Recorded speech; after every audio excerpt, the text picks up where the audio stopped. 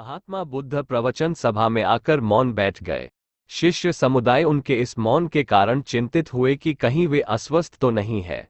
आखिर एक शिष्य ने पूछ ही लिया, भंते, आप आज इस तरह मौन क्यों हैं? वे नहीं बोले तो दूसरे शिष्य ने फिर पूछा, गुरुदेव, आप स्वस्थ तो हैं? बुद्ध फिर भी मौन ही बैठे रहे। इतने में बाहर से एक व्यक्ति ने जोर से पूछा, आज आपने मुझे धर्मसभा में आने की अनुमति क्यों नहीं दी? बुद्ध ने कोई उत्तर नहीं दिया और आंखें बंद कर ध्यानमग्न हो गए। वह बाहर खड़ा व्यक्ति और जोर से बोला, मुझे धर्मसभा में क्यों नहीं आने दिया जा रहा है? धर्मसभा में बैठे बुद्ध के शिष्यों में से एक ने उसका समर्थन करते हुए कहा, भंते, उसे धर्मसभा में आने की अनुमति प्रदान कीजिए।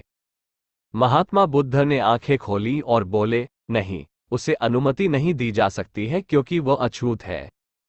अछूत? मगर क्यों? सारे शिष्य सुनकर आश्चर्य में पड़ गए कि भंते ये छुआछूत कब से मानने लग गए। महात्मा बुद्ध ने शिष्य समुदाय के मन के भावों को ताड़ते हुए कहा, हाँ, वह अछूत है। वह आज अपनी पत्नी से लड़कर आया है। क्रोध से जीवन की शांति भंग होती है।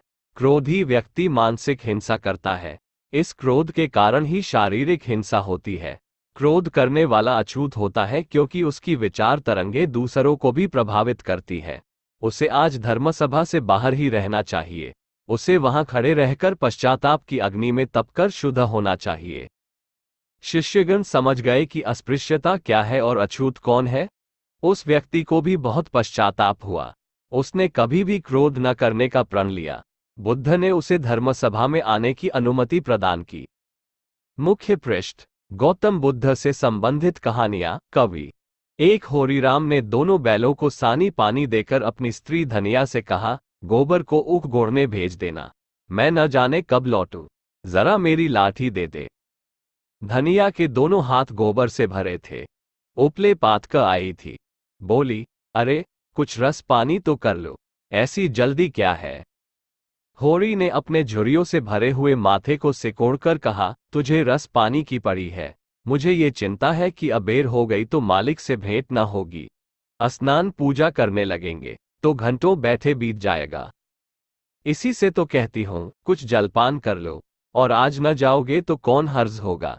अभी तो परसों गए थे। तू जो बात नहीं समझती उसमें टांग क्यों अड़ाती है भाई? मेरी लाठी दे दे और अपना काम देख। यह इसी मिलते जुलते रहने का प्रसाद है कि अब तक जान बची हुई है। नहीं, कहीं पता न लगता कि किधर गए। गांव में इतने आदमी तो हैं, किस पर बेदखली नहीं आई, किस पर कुड़की नहीं आई। जब दूसरे के पांवों तले अपनी गर्दन दबी हुई है तो उन पांवों को सहलाने में ही कुशल है। धनिया इतनी व्यवहार कुशल न थी। उसका विचार था कि हमने जमींदार के खेत जोते हैं तो वह अपना लगान ही तो लेगा। उसकी खुशामद क्यों करें, उसके तलवे क्यों सहलाएं? यद्यपि अपने विवाहित जीवन के इन 20 वर्षों में उसे अच्छी तरह अनुभव हो गया था कि चाहे कितनी ही कतर ब्योत करो, कितना ही पेट तन काटो, चाहे एक एक कौड़ी को दांत से पकड़ो, मगर लगान बेबाक होना मुश्किल है। फिर भी वह हार न मानती थी और इस विषय पर स्त्री पुरुष में आए दिन संग्राम छिड़ा रहता था। उसकी 6 संतानों में अब केवल 3 जिंदा है। एक लड़का गोबर कोई 16 साल का और 2 लड़कियां सोना और रूपा 12 और 8 साल की। 3 लड़के बचपन ही में मर गए। उसका मन आज भी कहता था, अगर उनकी दवादारू होती तो वे बच जाते। पर वह एक धेले की दवा भी न मंगवा सकी थी। उसकी ही उम्र अभी क्या थी, 36वां ही साल तो था, पर सारे बाल पक गए थे, चेहरे पर झुर्रियां पड़ गई थी, सारी देह ढल गई थी। वो सुंदर गेहुआ रंग सांवला गया था और आंखों से भी कम सूझने लगा था। पेट की चिंता ही के कारण तो कभी तो जीवन का सुख न मिला। इस चिरस्थायी जीर्णावस्था ने उसके आत्मसम्मान को उदासीनता का रूप दे दिया था। जिस गृहस्थी में पेट की रोटियां भी न मिले, उसके लिए इतनी खुशामद क्यों? इस परिस्थिति से उसका मन बराबर विद्रोह किया करता था और 2-4 घुड़कियां खा लेने पर ही उसे यथार्थ का जनान होता था। उसने परास्त होकर होरी की लाठी, मिर्जई, जूते, पगड़ी और तमाकू का बटुआ लाकर सामने पटक दिए। होरी ने उसकी ओर आंखें तरेर कर कहा, क्या ससुराल जाना है जो 5 पोशाक लाई है? ससुराल में भी तो कोई जवान साली सलहज नहीं बैठी है जिसे जाकर दिखाऊं। होरी के गहरे सांवले पिचके हुए चेहरे पर मुस्कुराहट की मृदुता झलक पड़ी। धनिया ने लजाते हुए कहा, ऐसे ही तो बड़े सजीले जवान हो कि साली सलहजे तुम्हें देखकर रीझ जाएंगी। होरी ने फटी हुई मिर्जई को बड़ी सावधानी से तह करके खाट पर रखते हुए कहा, तो क्या तू समझती है मैं बूढ़ा हो गया? अभी तो 40 भी नहीं हुए। मर्द 60 पर पाठे होते हैं। जाकर शीशे में मुंह देखो। तुम जैसे मर्द 60 पर पाठे नहीं होते। दूध घी अंजन लगाने तक को तो मिलता नहीं, पाठे होंगे। तुम्हारी दशा देख देख कर तो मैं और भी सूखी जाती हूं कि भगवान ये बुढ़ापा कैसे कटेगा, किसके द्वार पर भीख मांगेंगे। होरी की वह क्षणिक मृदुता यथार्थ की इस आंच में जैसे झुलस गई। लकड़ी संभालता हुआ बोला, 60 तक पहुंचने की नौबत न आने पाएगी धनिया, इसके पहले ही चल देंगे। धनिया ने तिरस्कार किया, अच्छा रहने दो, मत अशुभ मुंह से निकालो। तुमसे कोई अच्छी बात भी कहे तो लगते हो कोसने। होरी लाठी कंधे पर रखकर घर से निकला तो धनिया द्वार पर खड़ी उसे देर तक देखती रही। उसके इन निराशा भरे शब्दों ने धनिया के चोट खाए हुए हृदय में आतंकमय कंपन सा डाल दिया था। वो जैसे अपने नारीत्व के संपूर्ण तप और व्रत से अपने पति को अभय दान दे रही थी।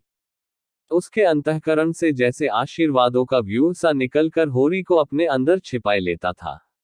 विपन्नता के इस अथाह सागर में सोहाग ही वह तृण था जिसे पकड़े हुए वह सागर को पार कर रही थी। इन असंगत शब्दों ने यथार्थ के निकट होने पर भी मानो झटका देकर उसके हाथ से वह तिनके का सहारा छीन लेना चाहा। बिल्कुल यथार्थ के निकट होने के कारण ही उनमें इतनी वेदना शक्ति आ गई थी। काना कहने से काने को जो डैक होता है वह क्या 2 आंखों वाले आदमी को हो सकता है। होरी कदम बढ़ाए चला जाता था। पगडंडी के दोनों ओर ऊख के पौधों की लहराती हुई हरियाली देखकर उसने मन में कहा, भगवान कहीं गौ से बरखा कर दे और दाढ़ी भी सुभीते से रहे तो एक गाय जरूर लेगा। देशी गाय तो न दूध दे न उनके बछवे ही किसी काम के हो। बहुत हुआ तो तेली के कोल्हू में चले। नहीं, वो पछाई गाय लेगा, उसकी खूब सेवा करेगा। कुछ नहीं तो 4-5 सेर दूध होगा।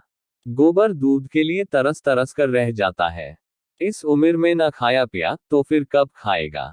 साल भर भी दूध पी ले तो देखने लायक हो जाए। बछवे भी अच्छे बैल निकलेंगे। 200 से कम की गोई न होगी। फिर गौ से ही तो द्वार की शोभा है। सवेरे सवेरे गौ के दर्शन हो जाया तो क्या कहना। न जाने कब यह साध पूरी होगी, कब वह शुभ दिन आएगा। हर एक गृहस्थ की भांति होरी के मन में भी गौ की लालसा चिरकाल से संचित चली आती थी। यही उसके जीवन का सबसे बड़ा स्वप्न, सबसे बड़ी साध थी। बैंक सूद से चैन करने या जमीन खरीदने या महल बनवाने की विशाल आकांक्षाएं उसके नन्हे से हृदय में कैसे समाती।